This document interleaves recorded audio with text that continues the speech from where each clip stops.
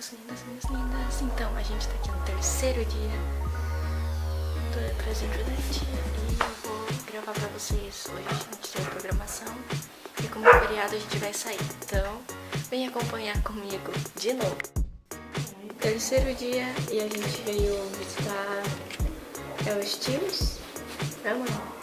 Os tios avós.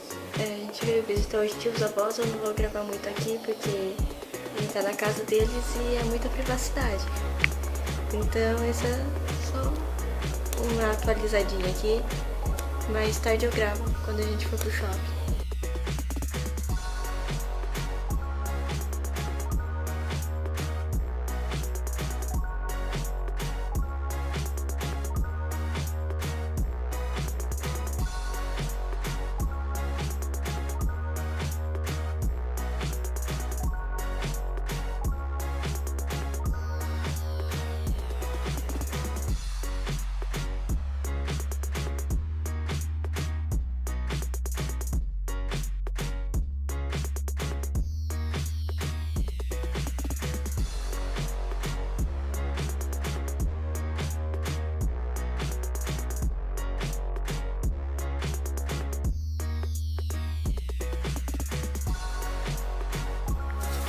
Quarto dia e eu estou morta já.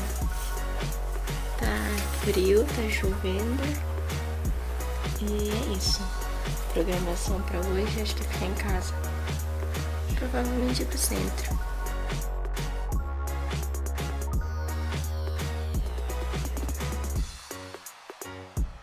A programação de hoje é simples. A gente vai no centro.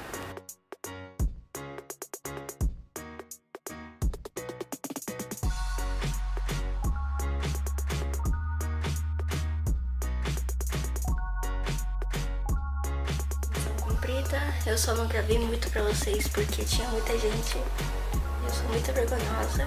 Então esse é o final do segundo vlog aqui da viagem. Eu sei que vai ficar de novo curtinho, mas é porque a gente não tá fazendo quase nada aqui.